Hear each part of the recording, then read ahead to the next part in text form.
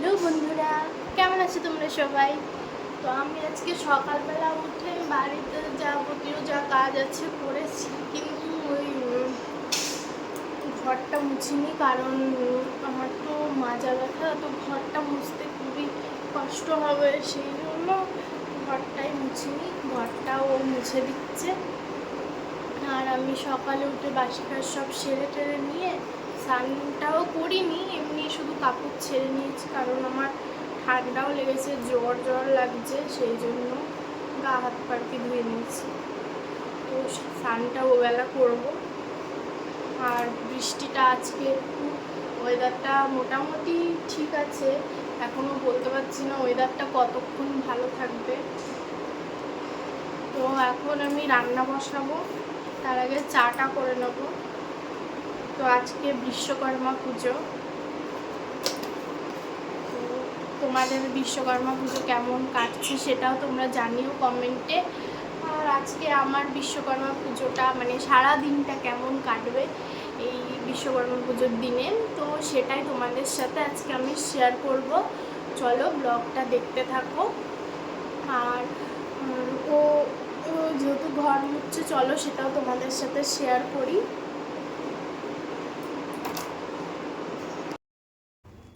তো এই দেখো ঘর মুছছে, বললাম না তোমাদের আমি মাজার যন্ত্রণার জন্য আর কি পারছিলাম না, তাই আর কি ও বললো দাও আমি মুছে দিচ্ছি, তাই আমি আর কি মুছলাম না, ওই মুছছে। আর আমি এদিকে রান্নাঘরে চলে এসেছি আর রান্নার জন্য।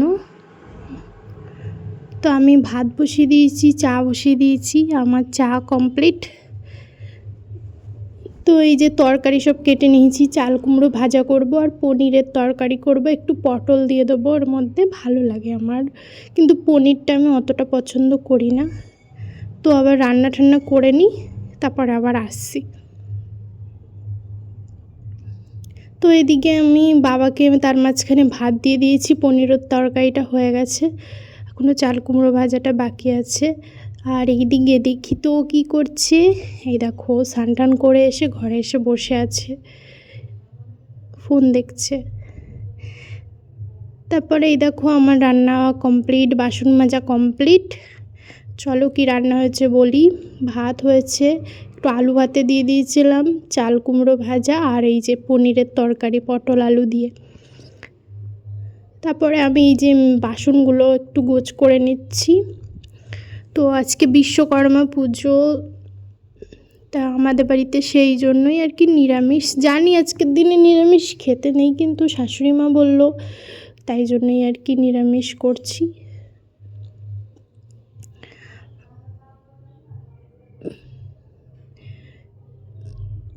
আজকে সবাই ধরো মাছ মাংস, অনেক পিকনিক টিকনিকও হয়। তো যাই হোক, এদিকে মা এদিকে পুজোর আয়োজন করে ফেলেছে। আমাদের এই যে বিচুলি কাটা মেশিন আছে, ওর যেসব কাজের জিনিসপত্র, আবার এই যে মেশিনের বাবা তো স্যালো মেশিনের কাজ করে, তো সেই সব মানে জিনিসপত্র।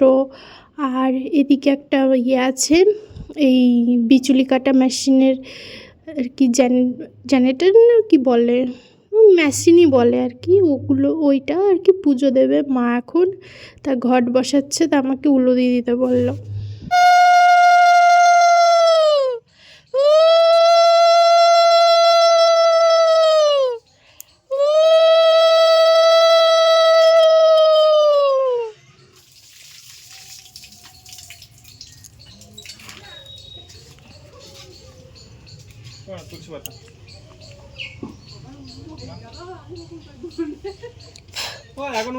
আরে এখনো টাইম আছে, এখনো লগ্ন যায়নি, অনেক লগ্ন আছে। 3টে পর্যন্ত সময় আছে, 3টে আমাদের হয়ে যেতে। আরে আস্তে সুস্তে গুছাবে তারপরে তো।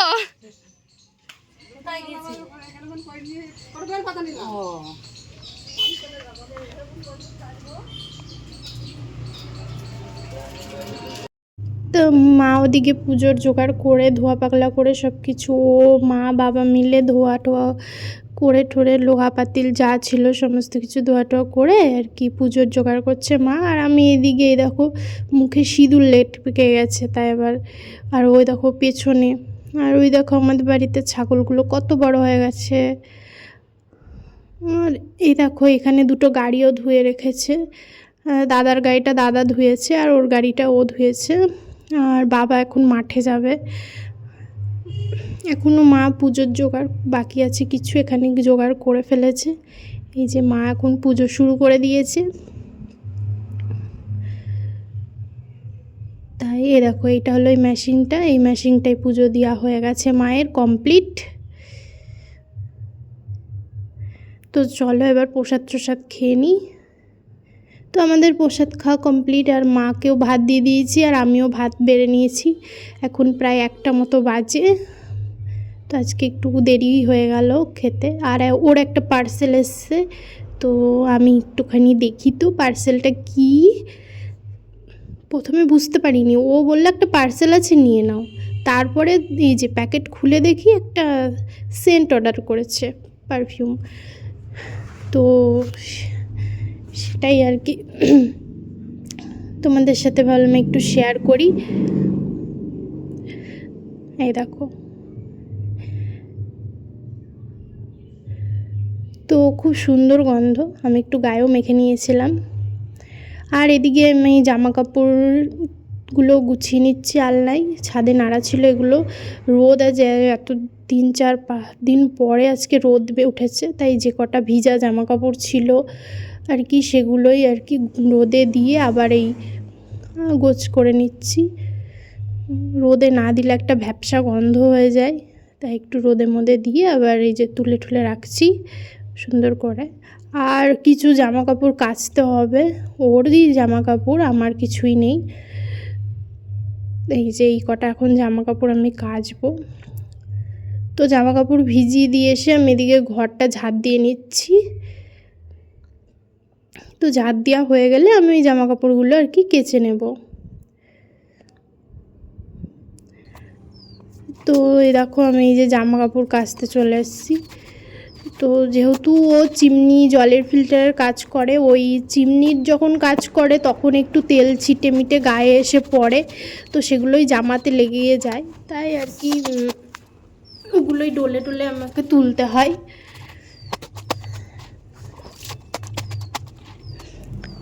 আর কিছু এমনি এক্সট্রা জামা কাপড় 2-1টা আছে, এইগুলো আর কি কেচে দিচ্ছি।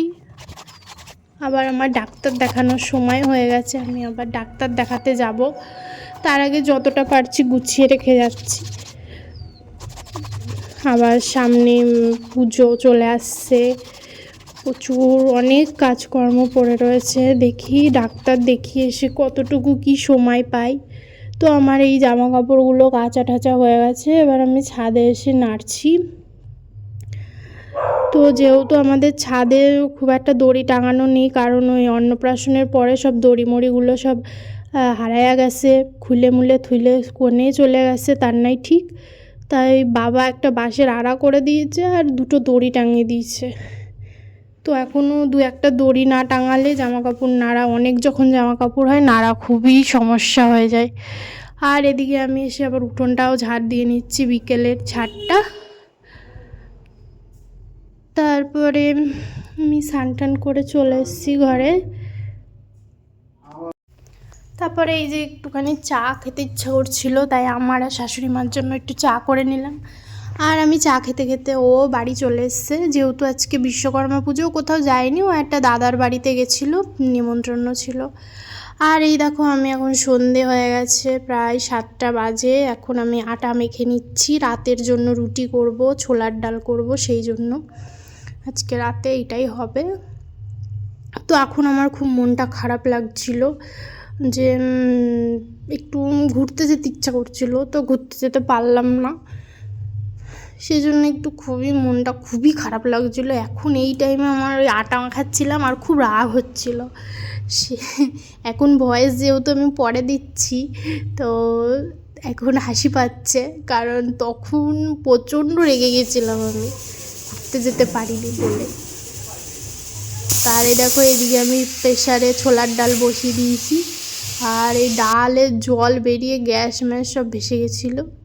খুব বিরক্তি লাগে। 2-1 দিন এরকম হয় না, আবার 2-1 দিন এমন হয় তো মানে গঙ্গা বয়ে যায়, মানে পুরো গ্যাসটা আবার আমাকে মুছতে হয়। তো এই দেখো এদিকে আমি এই যে নারকেল কুড়া দিয়ে আলু সমস্ত কিছু দিয়ে মশলা টশলা দিয়ে কষিয়ে নিয়েছি। এবার আমি ডালটা ঢেলে দেবো, ছোলার ডাল। আমার নারকেল কুড়া দিয়ে ভাল লাগে না, কিন্তু শাশুড়ি মা খেতে চেয়েছে বলে একটু নারকেল কুড়া দিলাম। তো এই দেখো ডালটা এখন ঢেলে দিচ্ছি।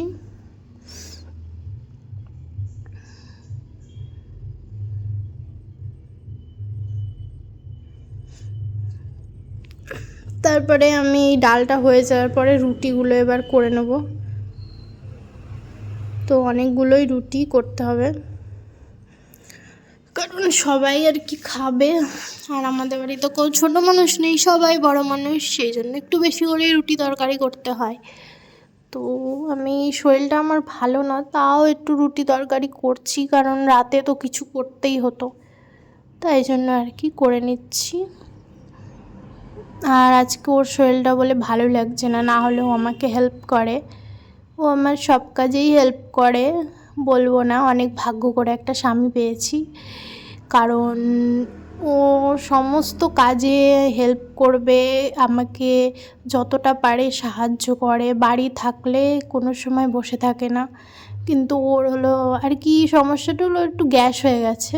ঠিকমতো সকাল থেকে খাওয়া দাওয়া ঠিক করে হয়নি, সকালে আর কি একটু চা বিস্কুট খেয়ে একটু বেলা করে ভাত খেয়েছিল, ওই জন্য গ্যাস হয়ে গেছে আর কি। খালি পেটে থাকলে ওর একটু সমস্যা হয়।